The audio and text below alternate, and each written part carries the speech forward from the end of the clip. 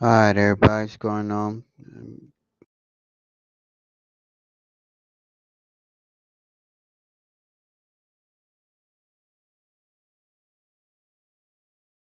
Can y'all hear me? Can y'all hear me? All right, Super Goshen back again with another with part two of the Berlin conference. Subject I want to cover this. So I'm gonna go ahead and hop back into it. I messed up the live earlier, so I'm restarting it. But here's the conference. This source is from the Britannica, and again I have the um I have the site in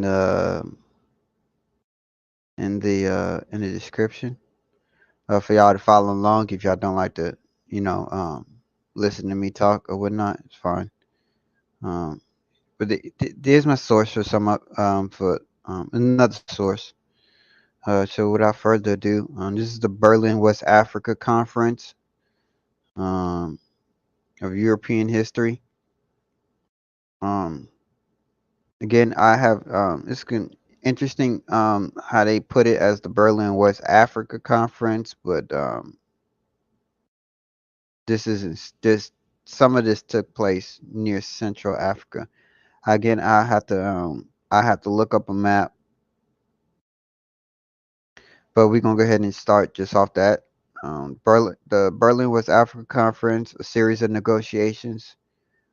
They gave an exact date this time, not just the year, but so November 15th, 1884 to February 26, 1885, at Berlin, in which the major European nations met to decide all questions connected to the Congo River Basin and Central Africa.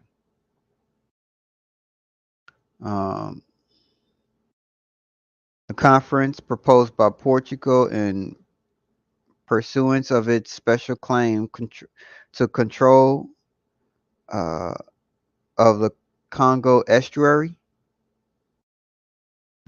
was necessitated by the jealousy and suspicion with which the great European powers view one another's attempt at colonial expansion in Africa.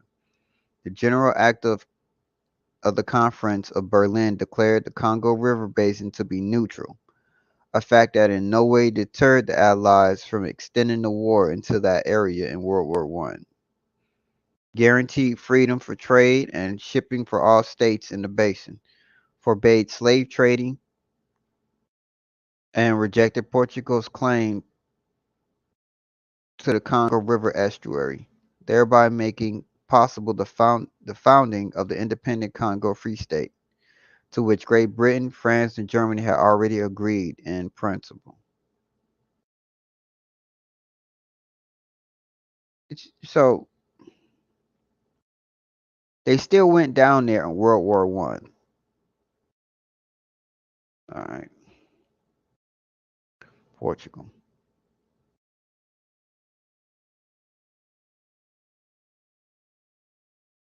So what the Congo Free State is,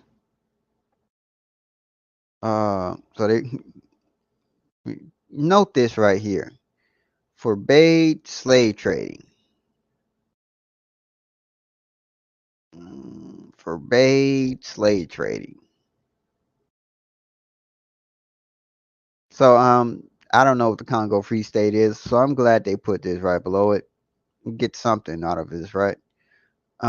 The Congo Free State, the French pronunciation, and confident I'm gonna mispronounce this, but if there's anybody that ever listens to this and you want to help me pronounce this, I much appreciate it. But I'm gonna try and pronounce it anyways. So the French is Congo Free State, French Etat Independant du Congo, former state in Africa that occupy almost all of the Congo River basin, coextensive with the modern Democratic Republic of the Congo. It was created in the 1880s as a private holding group of a group of European investors headed by Leopold II, King of the Belgians.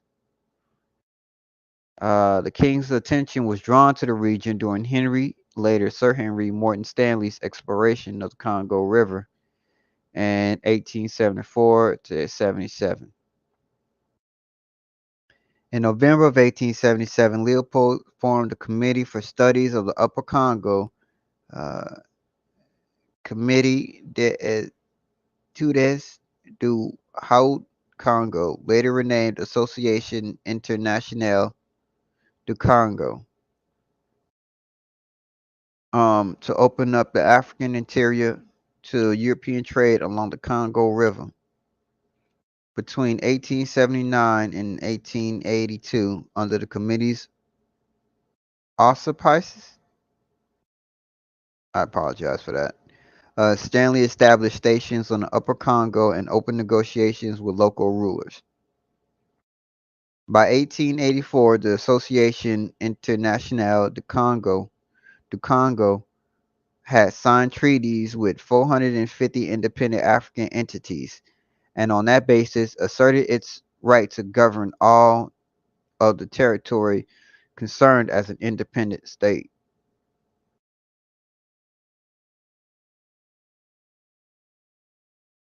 So because they signed treaties with all these African entities, that gave it right to govern all the territory. Um, Another side note, note this one too. Signed 400 treaties with and 400.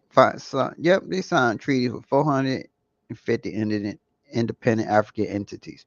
Remember that one too, along with the no slave trade. Right, right. Remember that. Remember that. Remember that no slave trading.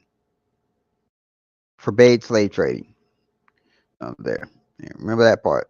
It's gonna come into play. At least to me. Again, if clearly I'm gonna be wrong, just let me know if anybody ever any history buff ever anybody ever listen to my video. But to continue on, Leopold extended his military control over the interior of the in the early 1890s. The Arab slave traders of the Lualaba River region succumbed in 1890 when their leader Tipu Tib left for Zanzibar. Katanga, rich in copper and other minerals, fell in 1891 after Leopold's troops shot the ruler, Msiri, or Msiri. Again, I apologize for the mispronunciation. Later rebellions were repressed. Transportation links to the interior were established with the construction. Um, 19, no, I'm sorry, not 19, 1890 to 1898 of a railway to bypass the Congo River rapids below Stanley, now Malabo Pool. The upper course of the river and its tributaries were all navigable by steamboat. The regime under Leopold's unrestrained personal control became notorious for its treatment of the Congolese. So y'all remember when I said earlier, keep that note here. A forbade slave trading.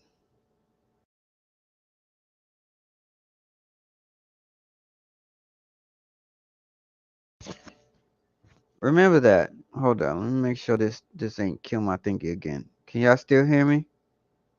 Can y'all still hear me? Yeah, y'all can still hear me. Remember that. They forbade slave trading. Sounds like y'all was still in that. Forced labor was used to gather wild rubber, palm oil, and ivory. Beatings and lashings were used to force villagers to meet their rubber gathering quotas, as was the taking of hostages. One method employed by Leopold's agents was kidnapping the families of Congolese men who were then coerced into trying to meet work quotas, often unattainable, in order to secure the release of their families. Bro, that sound like forced slavery to me. And not only that, y'all remember when they was talking about 450 signed treaties? Signed treaties, treaty. signed treaties with 450 independent African entities. All sound like a lie. But again, any history buff, go ahead and correct me. But it sound like some bull. Beatings and lashings were used to force villagers to. Oh, yeah, I'm not reading that again. Sorry. You're right here. Rebellious actions by the Congolese elicited swift and harsh responses from Leopold's private army.